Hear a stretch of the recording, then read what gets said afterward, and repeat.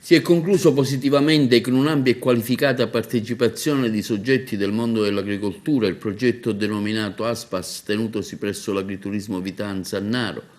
Il progetto rientra nella misura 16 cooperazione, sottomisura 16.1 sostegno per la costituzione e la gestione dei gruppi operativi del PEI in materia di produttività e sostenibilità dell'agricoltura e si pone come obiettivo quello di aumentare la competitività, l'ecocompatibilità dell'aspargicoltura siciliana attraverso l'introduzione di innovazioni di prodotto e di processo che riguardano l'ampliamento e la specializzazione del panorama varietale a disposizione delle aziende agricole, l'ottimizzazione della tecnica di coltivazione in rapporto ai fabbisogni agronomici della coltura e del suo impatto ambientale, il miglioramento della conservazione del prodotto in post-raccolta, la messa a punto di itinerari tecnici per il reimpiego degli scarti di coltivazione, l'implementazione dei modelli di web marketing e la tracciabilità del prodotto. Sono intervenuta in questo evento in quanto partner esterna del progetto ASPAS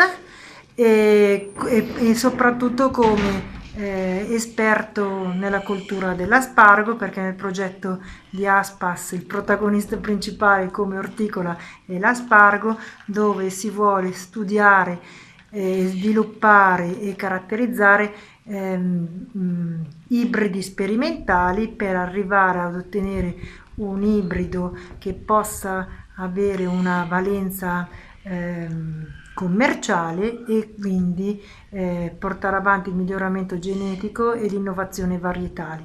A fianco a questa parte della ricerca che svolgiamo noi del CREA-GB c'è la parte a livello sperimentale di prove agronomiche riguardanti la metodologia di coltivazione, coltura dell'aspargo.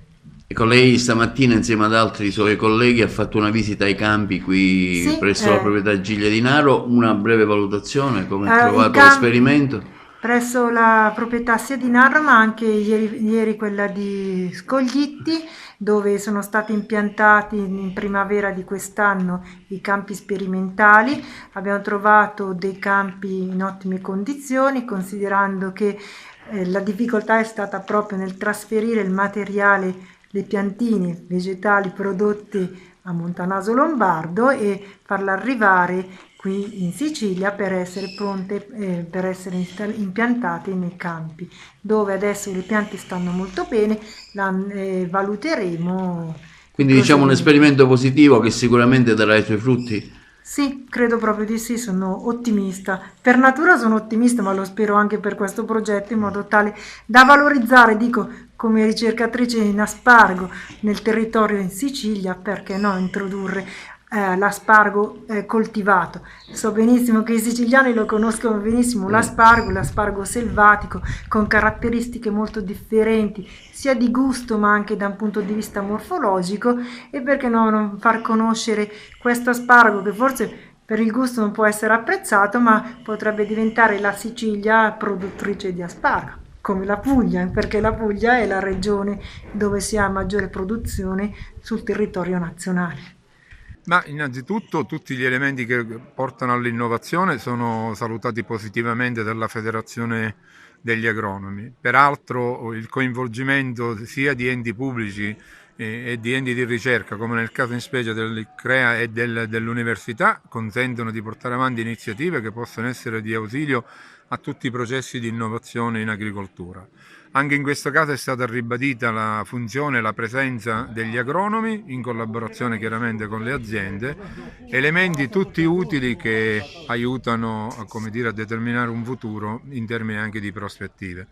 Per questa ragione l'iniziativa odierna viene contestualizzata positivamente e trovare poi tutti gli elementi di innovazione e di ricerca che possono essere di ausilio all'intero mondo agricolo al fine di produrre redditi in agricoltura è una cosa che bisogna valorizzare comunque. Ecco, lei parlava di che la sostenibilità deve essere anche economicamente remunerativa, perché se no, insomma, non basta solo pensare all'ambiente, ma l'ambiente deve essere anche, deve avere un corrispettivo, no? La ringrazio di questa sua richiesta, è un mio pensiero di formazione culturale. Noi siamo stati abituati concettualmente a sfamare il mondo, come si suol dire, e quindi siamo stati abituati a produrre al massimo come fase originaria della generazione degli anni 60-70. Dopodiché ci siamo resi conto che questo non basta, perché andavamo incontro a tutta una serie di criticità che negli ultimi anni hanno avuto il sopravvento. Tuttavia, qualunque iniziativa è sostenibile non solo sotto il profilo ambientale, è sostenibile nel caso in cui abbia a fondamento anche una prospettiva economica di mantenimento del reddito e quindi garantire la presenza degli imprenditori prima e degli operatori di cultura agronomica come gli agronomi nei territori, solo a condizione che si possa vivere e ci sia un reddito. Per cui conciliare questa esigenza della redditività, della sostenibilità e della funzione sociale della presenza nei territori diventa imperativo categorico. Ecco, lei è anche presidente regionale, una battuta sul suo incarico, sul suo compito, sulle problematiche dell'ordine. Ma guardi, la federazione tutta, come il mondo complessivamente, soffre di quelli che sono stati 2 anni negativi e nefasti. Noi speriamo di recuperare questi 2 anni con iniziative che possono dare ulteriore slancio.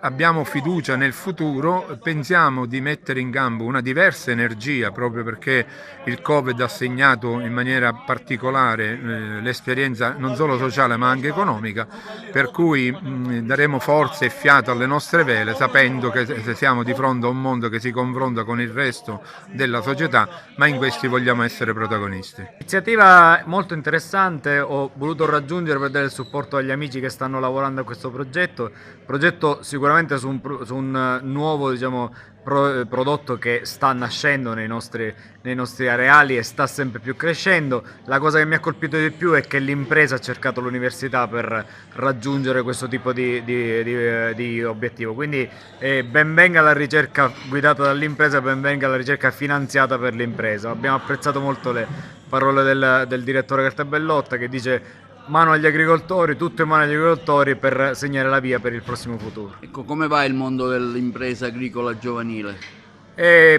Potrebbe andare meglio. Lo storytelling sul ritorno dei giovani è una cosa che noi non abbiamo mai supportato, perché l'impresa, o giovane o meno giovane, ha bisogno degli stessi strumenti, quindi più aiuto diamo all'impresa in generale, più i giovani saranno invogliati. Però sono tante le risorse che il PSR mette a disposizione. Sì, sono tante, abbiamo fatto tanto per migliorare gli iter, dobbiamo migliorare ancora di più, soprattutto alla luce del post pandemia in cui molte aziende non ce l'hanno fatta e quindi si devono reinventare. C'è la Banca della Terra a supporto, no?